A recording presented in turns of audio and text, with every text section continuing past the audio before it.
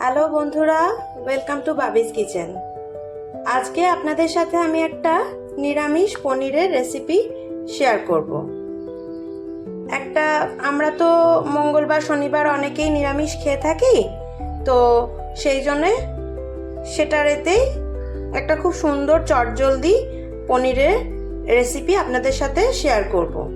পনিরটা আমি টুকরো টুকরো করে কেটে নিচ্ছি। এখানে আপনার 200 থেকে 250 গ্রাম মতো পনির আছে। আপনারা যে কোনো পনির ব্যবহার করতে পারেন। এরকম সাইজের পনিরগুলোকে আমরা কেটে নিচ্ছি। এটা একদম নিরামিষ রেসিপিটা হবে। আর রেসিপিটা কীরকম হচ্ছে আপনারা প্রথম থেকে শেষ পর্যন্ত দেখতে থাকুন। খুব সুন্দর রেসিপি, আপনারা অবশ্যই এটা ট্রাই করবেন। চলুন, পনিরটা কেটে নিয়েছি। এরপরে পনিরটা একটুখানি তেলে ভেজে নেব, আর তার জন্য কি কি মশলা লাগবে সেটাও আপনাদের স্টেপ বাই স্টেপ দেখিয়ে দিই। কড়াইতে খানিকটা সাদা তেল নিয়ে নিয়েছি। সাদা তেল নিয়ে এর মধ্যে আমি 1 চামচ মতো ঘি মিশিয়ে দেবো। তেলটা গরম হলে এর মধ্যে 1 চামচ মতো ঘি দেব। ঘি দেওয়ার পর এবার এটাতে আমি পনিরটা ভাজবো। হালকা করে পনিরটা ভেজে নেব, যেটা পনিরটা আমি কেটে রাখলাম। বলতে শুরু করেছে। এবার এটার মধ্যে পনিরগুলোকে হালকা করে ভেজে নেব, একদম হালকা করে ভাজবো। খুব বেশি কড়া করে ভাজলে পনির শক্ত হয়ে যাবে। চলুন, পনিরগুলো ততক্ষণে হালকা করে ভাজা হোক। এবার এর মধ্যে কি মশলাটা দেব সেটা আপনাদেরকে দেখিয়ে দিই। নিরামিষ তো, এর মধ্যে পেঁয়াজ রসুন কিছু যাবে না। তাহলে কি কি মশলা দিচ্ছি সেটা চলুন আপনাদেরকে একবার দেখিয়ে দিই। আর পনিরটা একটু হালকা করে ততক্ষণ ভাজা হোক। এই নিরামিষ পনিরের রেসিপি করতে আমাদের মশলা লাগছে। প্রথমেই আমরা কিছুটা পোস্ত নিয়ে নেব। খানিকটা মতো 2 চামচ মতো পোস্ত নিয়ে নিলাম। আর নেব এতে কিছুটা কাজু বাদাম। এইটাকে আমরা শুকনোভাবে আগে ঘুরিয়ে নেব মিক্সিটায়। দেখুন বন্ধুরা, কাজু বাদাম আর পোস্ত এরকম ভাবে প্রথমে মিক্সিটায় ঘুরিয়ে নিয়েছি। এবার এর মধ্যে যোগ করব 3টে কাঁচা লঙ্কা, খানিকটা আদা। সেটা আপনার পনিরের পরিমাণ অনুযায়ী আপনি আদাটা দেবেন। আমার 200 থেকে 250 গ্রাম পনির আছে, সেই অনুযায়ী আমি আদাটা দিলাম। আর দেব 2 টমেটো টুকরো করা। 2 টমেটো টুকরো করা। এবার এটাকে আমি মিক্সিতে একটুখানি জল দিয়ে পেস্ট করে নেব। দেখুন বন্ধুরা, পুরো পেস্টটা রেডি হয়ে গেছে। আদা, টমেটো, কাজু বাদাম, পোস্ত, কাঁচা লঙ্কা সব কিছু দিয়ে একটা পেস্ট বানিয়ে নিয়েছি। চলুন এবার দেখে নিই পনিরটা কিরকম ভাজা ভাজা হলো। পনিরটা সুন্দর ভাজা হয়ে গেছে, দেখুন হালকা লালচে লালচে হয়ে গেছে। এবার আমরা এই ভাজা পনিরটা একটা পাত্রে তুলে নেব। একটা পাত্রে এই ভাজা পনিরটাকে তুলে নেব। পনিরটা তুলে নেওয়ার পর ওই তেলেই একটা তেজপাতা ছিঁড়ে ফোড়নে দিয়ে দেবো। খুব সাধারণভাবেই রান্নাটা করছি, কিন্তু খেতে খুব সুন্দর হয় বন্ধুরা। রান্নাটা অবশ্যই একবার ট্রাই করবেন। এবার যেহেতু তেলটা গরমই আছে, সেই বাটা মশলাটা পেস্টটা দিয়ে দেবো, যার মধ্যে পোস্ত, কাজু বাদাম, টমেটো, আদা, কাঁচা লঙ্কা পুরোটাই রয়েছে। এই পেস্টটা দিয়ে এবার এর মধ্যে পরিমাণ মতো নুন দেব। যেহেতু কাঁচা লঙ্কা দেওয়া রয়েছে সেই জন্য ঝাল আর কিছু দেওয়ার নেই। পরিমাণ মতো টেস্ট অনুযায়ী নুন দেব। হলুদ ছাড়াই রান্নাটা করব।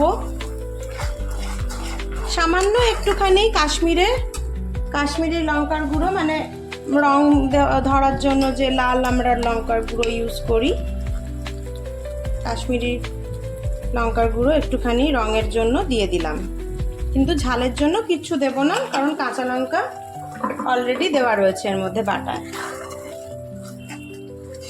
তাহলে এবার এটাকে কষিয়ে নিতে হবে সুন্দর করে।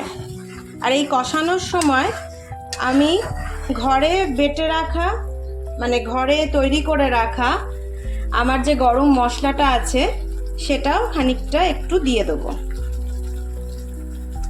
সামান্য একদম। পনির তো সামান্যই আছে, তাই সেই অনুপাতে মশলাগুলো যাবে। এবার এই গরম মশলাটা দিয়ে একটুখানি কষাতে থাকবো।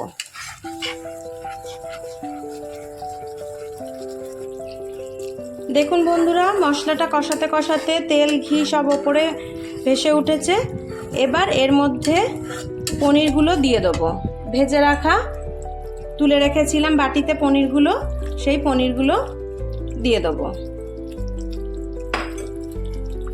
পনিরটা দেওয়ার পর এবার এর মধ্যে স্বাদ অনুযায়ী একটু চিনি দেবো, কারণ নিরামিষ রান্না প্রথম কথা। দ্বিতীয় কথা হচ্ছে পনিরে একটুখানি মিষ্টি মিষ্টি, মানে পনিরটা ইটসেলফ একটু মিষ্টি মিষ্টি ভালো লাগে।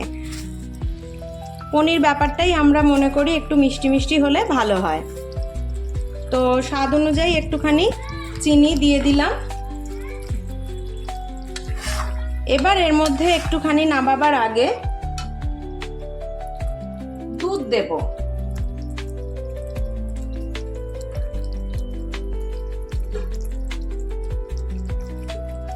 এটার যে হালকা গ্রেভিটা হবে সেটা জল পড়বে না, একটুখানি হাফ কাপ মতো একটু দুধ দিয়ে দেবো।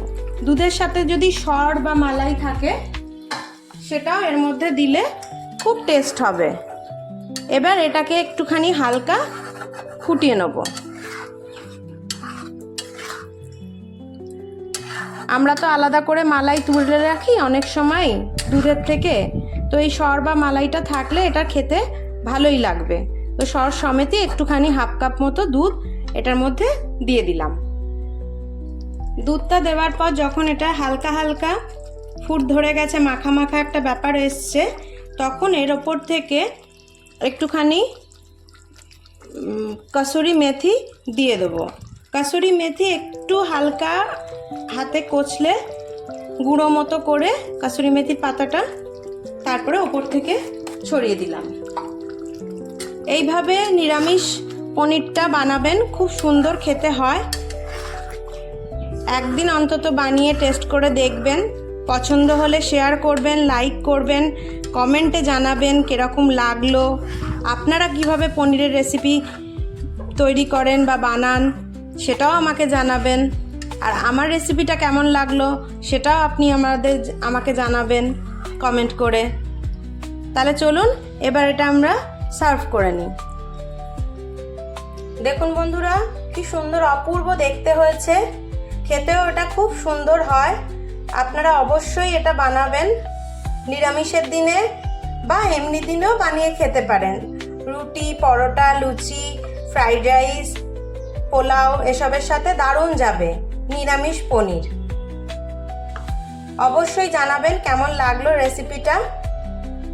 আর পছন্দ হলে নতুন বন্ধুদের কাছে অনুরোধ রইল চ্যানেলটা সাবস্ক্রাইব করার সময় বেল আইকনটা প্রেস করে দেবেন, যাতে সুন্দর সুন্দর রান্না ছাড়লে, ছোট বড় যাই ছাড়ি, যেটাই আমার চ্যানেলে নতুন রান্না যোগ হবে আপনাদের কাছে চলে যাবে। তাহলে আজকের মতো এখানে এই ছোট্ট ব্লগটা শেষ করলাম। অবশ্যই একবার ট্রাই করবেন রেসিপিটা। ভালো থাকবেন বন্ধুরা, টাটা।